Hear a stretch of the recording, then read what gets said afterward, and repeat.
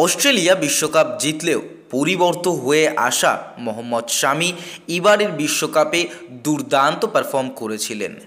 তিনি একেবারে প্রথম থেকে ভারতীয় দলে যুক্ত ছিলেন না। পরবর্তীতে চোট আঘাতের জন্য তাকে অন্তর্ভুক্ত করা হয় ভারতীয় দলে। সেখান থেকে এসে 7 ম্যাচ খেলে 24টি উইকেট তুলেছিলেন ভারতের প্রেসার বোলার। অসাধারণ পারফরমেন্স ছিল তার এই বিশ্বকাপে এবং একের পর এক রেকর্ড তৈরি করেছেন এবং রেকর্ড ব্রেক করেছেন এই বিশ্বকাপের মঞ্চে। এই মোহাম্মদ শামি এই মুহূর্তে একটা আপডেট বেরিয়ে আসছে, কারণ মোহাম্মদ শামি দীর্ঘদিন ধরে বিশ্বকাপের পর থেকে চোটের কবলে রয়েছেন।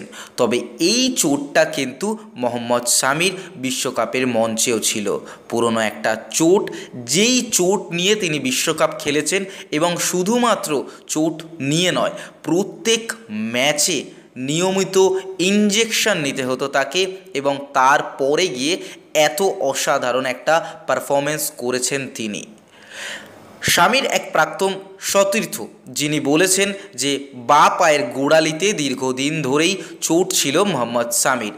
অনেকেই এটা জানে না, বিশ্বকাপের সময় নিয়মিত ইনজেকশন নিত ও সেইভাবেই গোটা প্রতিযোগিতা পারফরমেন্স করেছে। এটা বুঝতে হবে যে বয়স বাড়লে যে কোনো চোট সারতে বেশি সময় লাগে। দক্ষিণ আফ্রিকা সফরে না পাওয়া গেলেও আশা করা যাচ্ছে ঘরের মাঠে ইংল্যান্ডের বিরুদ্ধে শামিকে পাওয়া যাবে। দক্ষিণ আফ্রিকার বিরুদ্ধে প্রথম টেস্টে প্রসিদ্ধ কৃষ্ণার বোলিং দেখার পর শামির অভাব সত্যি বোধ করছে ভারতীয় ক্রিকেট সমর্থকরা। যদিও অধিনায়ক রোহিত শর্মা বোলারদের পাশে দাঁড়িয়েছেন, ম্যাচ শেষে তিনি বলেছেন আমাদের বোলাররা যথেষ্ট চেষ্টা করছে, ওদের মধ্যে অনেকে এখন ভালো বল করছে, আমি ওদের ভুল এই মুহূর্তে ধরব না। শামির বদলে ভারত দ্বিতীয় টেস্টে আবেশ খানকে দলে নিয়েছে। আবেশ দক্ষিণ আফ্রিকা সফরে সাদা বলের ক্রিকেটে ছিলেন না, তিনি এখনও পর্যন্ত ভারতের হয়ে টেস্ট খেলেননি। দেশের হয়ে 8টি একদিনের ম্যাচ ও 19টি টি20 খেলেছেন আবেশ, সব মিলিয়ে নিয়েছেন 27 উইকেট। তবে মোহাম্মদ শামির মতো একজন গুরুত্বপূর্ণ প্রেসার বোলারকে ভারতীয় বোলিং লাইন যে সব সময় মিস করে সেটা আমরা সকলেই জানি।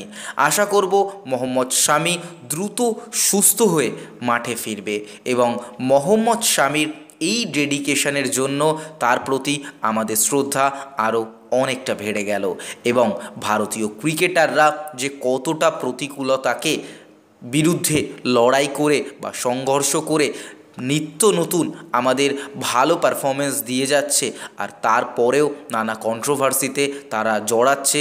বিভিন্ন ম্যাচে পারফরমেন্স খারাপ হলেও আমরা তাদের দোষারোপ করছি, এর জন্য সত্যিই দুঃখিত আমরা আমাদের তরফ থেকে। অবশ্যই মোহাম্মদ শামিকে অনেক অনেক কুর্নিশ।